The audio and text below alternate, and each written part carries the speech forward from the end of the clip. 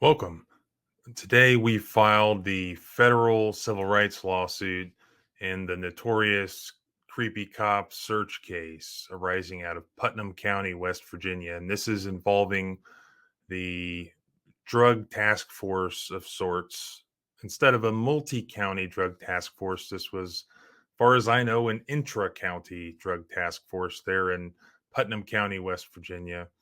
And this was a drug task force known as the Special Enforcement Unit. And if you haven't seen the video footage that came out of this, I'll show you some of it. But I've already filed two lawsuits so far against the county and the officers involved in this. But this is the one that actually came from the videos that you've seen, the creepy cop search video.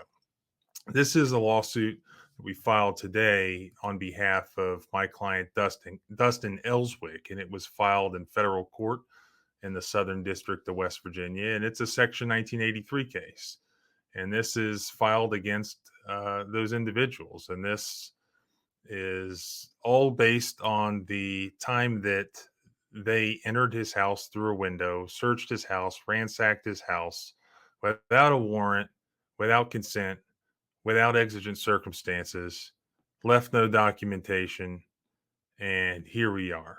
So I've put it up at the civilrightslawyer.com, the most recent post. If you want to read it, it's all out there in specifics as well as the legal theories upon which we're alleging here, and that's basically the Fourth Amendment. An unreasonable slash unlawful slash illegal search and seizure, unconstitutional search and seizure in violation of the Fourth Amendment. The government can't come in and search your home without a warrant. There are two really recognized exceptions to that, and that is voluntary consent or exigent or emergency circumstances, neither of which apply here. And I explain in the lawsuit why that is. So again, the lawsuit text itself, the complaint is up at the civilrightslawyer.com. Let me show you some of the video footage that I put together for one of the earlier update videos. Hopefully I'll have no technical difficulties here. So the first part of the video, and it's all time stamped, shows, if you look up towards the top of the field that's in the view, you see the white truck coming in, and that's one of the police officers' vehicles, and you'll see that there are also other vehicles. But first, take a look at this. This is the gate that they had to get through to even drive up the driveway, and there's the lock they cut to open the gate. And if you look back at your screen, look in your lower left, see the truck, there goes the truck. And if you look very closely, you'll see the black vehicle going by. That's an unmarked Putnam County police cruiser, Ford Explorer. And if you look carefully, you'll see a second black Ford Explorer police cruiser. And it should be coming it's right there, see it? So we have the white truck, we have two Putnam County Sheriff's Department black police cruisers. And so how'd they get in the house? They crossed the creek, they park, and they climbed in the window. And here you can see exactly where they climbed in the window. That's from the outside. And this is how it looked from the inside. They pushed out the window unit, and it had a window mount. And this is the same video. This is sped up a little bit, but this is what they were doing inside. They're searching the house, they're looking for drugs, they're looking at drawers. And that's when, this guy, he finds Dustin's friend's ashes. And he shakes them, he smells them, he looks at them, and he ultimately performs a field drug test. And it doesn't come back as drugs because it's not drugs, it's ashes. And so he just throws it on the ground, and that's where Dustin finds it, with bits of his friend's bones still in the drug test kit. Now this is an important part of the video. There we see Mr. SWAT team walking across the bridge. He's got the vest on, says sheriff. He's got all his tactical gear. But what's really important is watch the end of this, because this is the actual moment that the video camera had its wires cut. Now watch, you'll see it freezes as right there. That's the moment that the wires were actually cut on this camera. And that's the guy, we believe, who was on the bridge, um, all prepared for his work. And there is that camera that was cut exactly how it was found. And as you see, we saw the moment it was cut. And luckily for Mr. SWAT team, we can prove that he wasn't the one who cut the cords on the camera, because you can see him at the time the cords were cut, and he was on the bridge. But here they are again. They're searching the inside, and they're looking. They're basically looking everywhere. And since I originally uploaded the first video, we've had dozens and dozens and dozens of other people call who've had experiences with the sheriff's department or with these same groups of guys. And we will be representing some of them in claims against the county, claims against these individuals. It does look like there is a pattern of their behavior here from what we've heard so far. But a lot of people have given complaints to us that have very similar stories of these guys coming in their house, and while they're there with no warrant and no permission to enter the house, and then when they get in there, they look all intimidating. They're not wearing uniforms. Sometimes they have guns out, um, you know, and they try to intimidate somebody's in the house, or the kid that's there, to give up his bag of pot, whatever, or try to tell them who he bought it from. And when they leave, they take things with them, such as money, or whatever little bit of pot they found, or guns even. So very concerning allegations, and we're looking into all of them. If you have any information, obviously let us know. Here towards the end of the video, again, if you look at the very top, you see one of the police cruisers leaving, and then there's the white truck leaving. And I'm not sure if you can see the third one leaving or not, but yeah, there's the second police cruiser. So one truck, two police cruisers, no doubt about it, caught on that video. And that camera was out of reach. No one would have seen it there. So why were they there? Well, this is what they showed up with right here. It's a petition for summary relief, wrongful occupation of residential property. So it's an eviction lawsuit. So this is just the summons. You can see, for some reason, they said Brett Payne, the county process server, served it. But here's the result. It never went to court, was settled out of court. So there never was an eviction. We know that. This is how they left the house. They pulled Dustin's guns out of the closet. They pulled his AR out. They photographed them. And that's just how they left it. And what you didn't know from the earlier video is you see the person walking down towards the bridge. Well, there were two people who confronted them there, who caught them at the scene. And that person right there, I believe that you'll see, is Dustin's mother.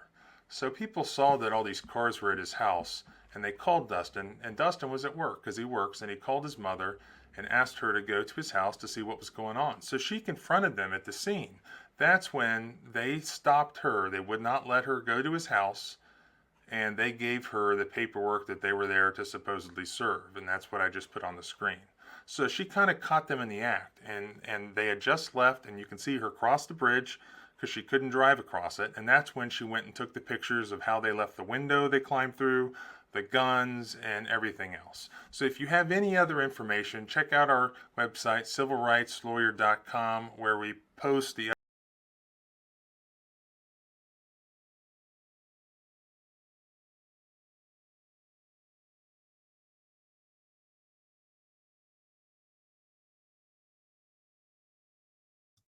Whoops.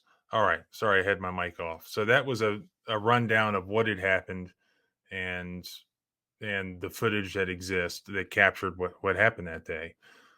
Since that time, we ended up filing two other federal lawsuits before this one on behalf of the Johnson family, who had an encounter with these same guys who came in without a warrant, and then one on behalf of a young man named Mason Dillon, who just happened to be at a friend's house when they showed up at the friend's house.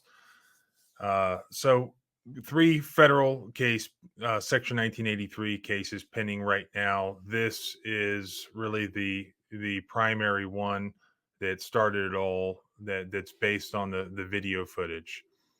Now, also here is a Monell claim, what's called a Monell claim being asserted against the county. And that's basically an argument that there's a pattern, official pattern, practice, policy of civil rights violations. And we're alleging that this task force was set up to be sort of an unconventional sort of unit of guys that didn't look like cops, didn't act like cops, and didn't follow the rules like cops, and thereby intimidated drug users, drug dealers into being afraid of them, and to cooperate, to turn in other drug users, other drug dealers. And that's sort of what they did. The only problem is well, not only is that technically illegal in and of itself if they're not going to follow the Constitution, even if they do find the correct drug users or drug dealers, but well, what happens if they find the wrong person? And that's what we're alleging is exactly that happened to Dustin Elswick. Is that he finds out that the cops were at his house, the cops searched his house, and he has no idea why.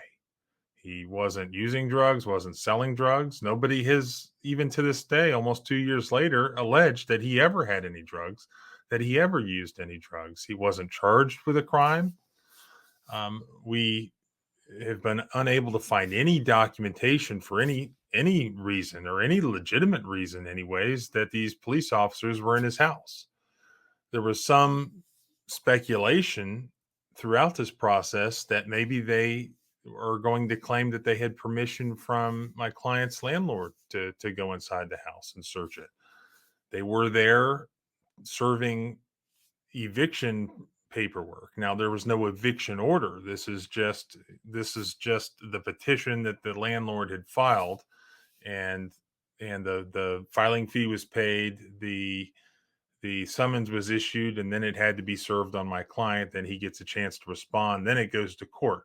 And then after that, if it got that far, then there might be an eviction order. So we weren't anywhere near an eviction order. This was just the initial petition that was filed. So there was no court order ordering him out of his house or anything like that. So there was a case from 50 years ago. I think it's the Chapman case from the United States Supreme Court that says, I think it's U.S. versus Chapman, that says, and I've been over this before, it says that landlords cannot authorize law enforcement to search a tenant's residence, and so that's been very, very clearly established law for numerous decades.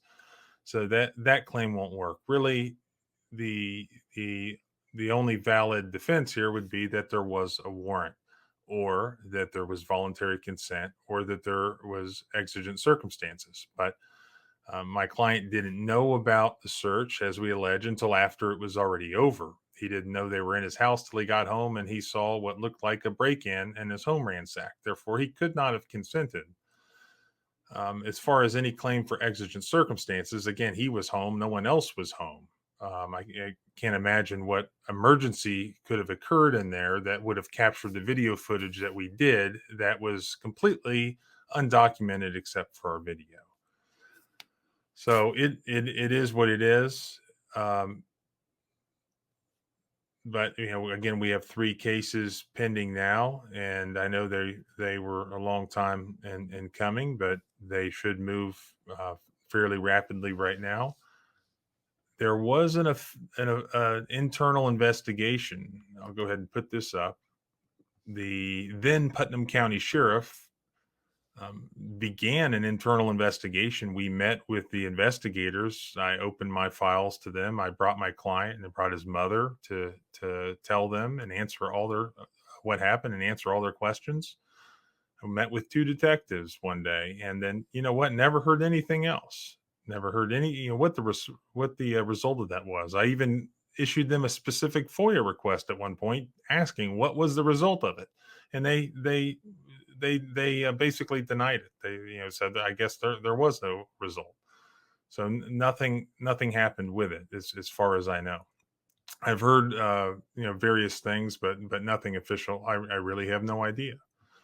So that's the case that was filed today. Again, you can find it on the website at civilrightslawyer.com, and follow along. Make sure you subscribe there for email updates. There's no spam other than whatever I post to it.